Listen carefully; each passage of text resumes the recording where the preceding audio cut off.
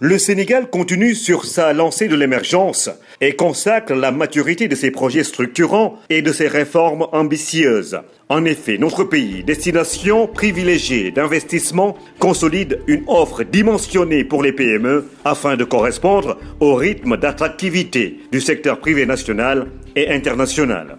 Je pense que le Sénégal dont je rêve n'est pas loin du Sénégal que je suis en train de construire, mais dont les produits finaux seront très visibles dans un horizon très rapproché. En fermant les yeux, je me disais en 2024, puis en 2035, je souhaite que ce pays soit un havre de paix, mais un pays moderne. Donc c'est cela, l'ambition c'est ici. Et l'opportunité se trouve en Afrique, nulle part ailleurs. Sa vision qui consacre à la fois un Sénégal vert de son environnement et riche de son sol trouve chaque jour l'expression de sa pertinence dans la mise en œuvre de la phase 2 du plan Sénégal émergent.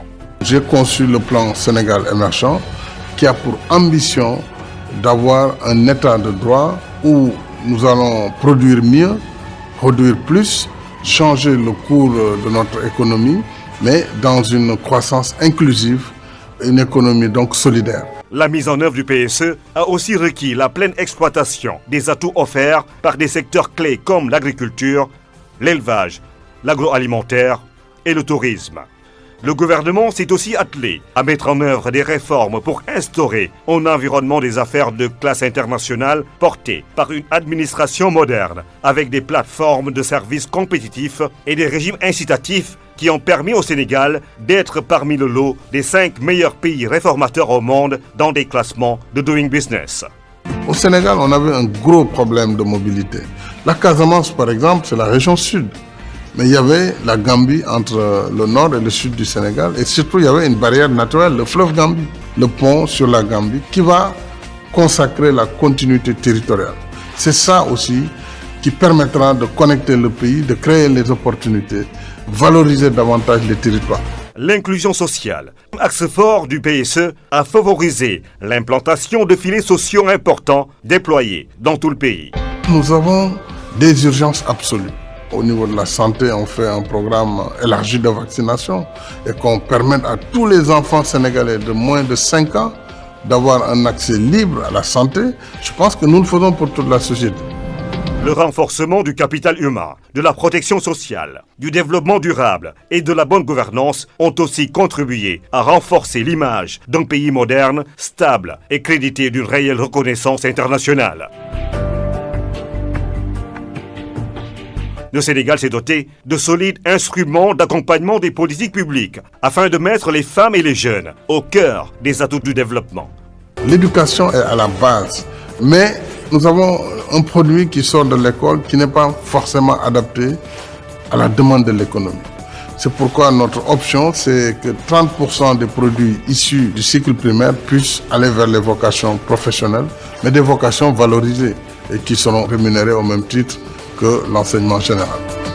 La vague des projets redessine le visage du Sénégal avec la réalisation d'infrastructures routières, portuaires, aéroportuaires et ferroviaires. Des projets emblématiques, à l'instar de la nouvelle ville de Diamniadio qui prend forme et qui livre tous ses projets de seconde génération comme le parc industriel, le centre international de conférences, des sphères ministérielles, une gare des gros porteurs, un stade omnisport. Une ville déjà connectée à Dakar avec l'arrivée du projet phare du PSE qui est le train express régional. L'ambition, c'est d'arriver à créer un cadre où chacun peut s'épanouir. Le PAP 2 consacre une montée en puissance de l'investissement privé à travers les contrats de partenariat et les réformes paquets investisseurs inclus dans le PREAC, qui est le programme des réformes pour l'environnement des affaires et la compétitivité. Le PAP 2, plan d'action prioritaire, égrène en effet un chapelet de projets qui créent de réelles plateformes de partenariat dans les hydrocarbures avec les réseaux gaziers du Sénégal et le hub minier et pétrolier régional, l'énergie avec Solaris et le stockage d'énergie, l'hydraulique avec la remise à niveau d'ouvrages hydrauliques dans la zone nord, Le solaire, avec le projet Scaling Solar 2. Le portuaire, avec le port multifonctionnel de Ndayane.